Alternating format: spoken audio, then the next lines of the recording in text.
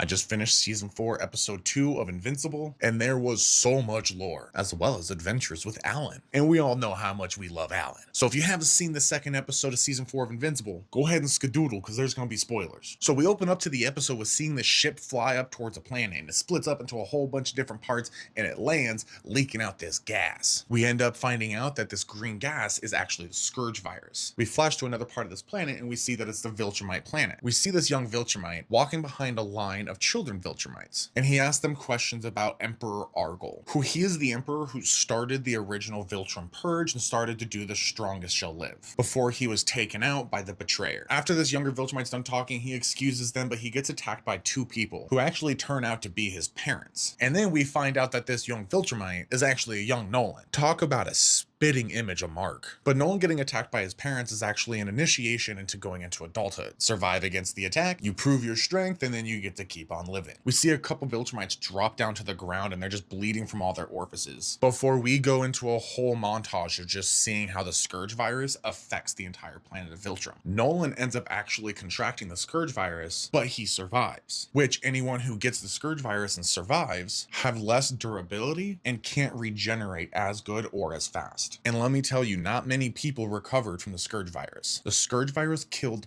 billions of Viltrumites, to the point where there are only 50 Viltrumites left. From this flashback, we end up going back to a ship with Nolan and Alan, where they're on their way back to the coalition of planets, and they're tasked with going out to go find weapons that could hurt or take down the Viltrum Empire. I don't know about you guys, but I love the friendship between Alan and Nolan, and their whole adventure was so much fun. I'll do a video on their relationship another time though. We get to see Nolan and Alan go chase down the different weapons, which includes Space Racer's gun, but they find out that Space Racer is actually still alive, so Nolan apologizes, and then Space Racer joins the coalition. From there, they end up going to a planet that has these beetles, that apparently a compound from these beetles can make the Viltrumites vulnerable to physical attacks. They end up going to another planet that the Viltrumites destroyed by moving the planet closer to the sun, evaporating all the water. They then make their way to the Geldarian planet, where we learn that the Geldarians were actually too strong for the Viltrumites at their reduced numbers. And so they hired the Kresh to go in and essentially fight the Geldarians. And the Kresh still lost because the Geldarians are still around, they're still alive,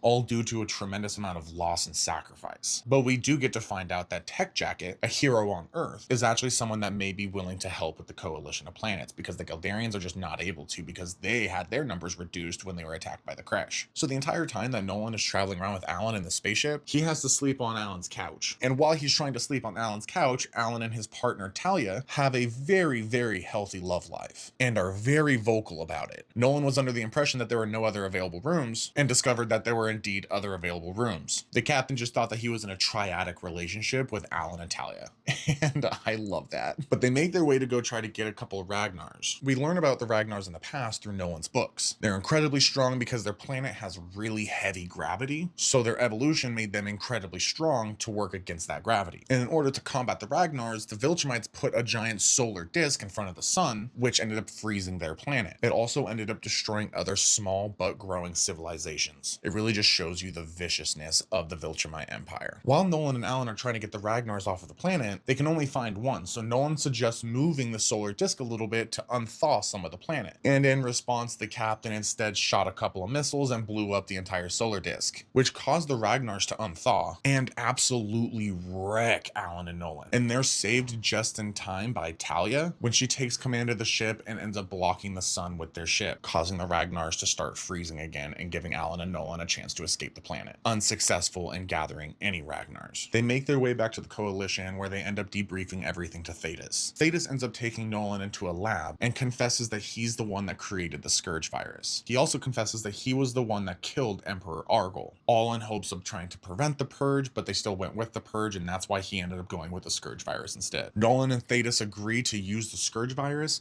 only in the last case scenario where everything else has failed. That was it for the episode. It was an episode full of lore, from flashbacks with Nolan to learning about the Scourge virus and how Thetis is really the betrayer. And after everything we learned about the Viltrumites in this episode, there's no possible way for them to get a redemption arc, right? But anyways, those are just my thoughts on the episode 2 of season 4 Invincible. What did you think about all the lore that we got to learn within the second episode? Drop your thoughts in the comments below and let me know.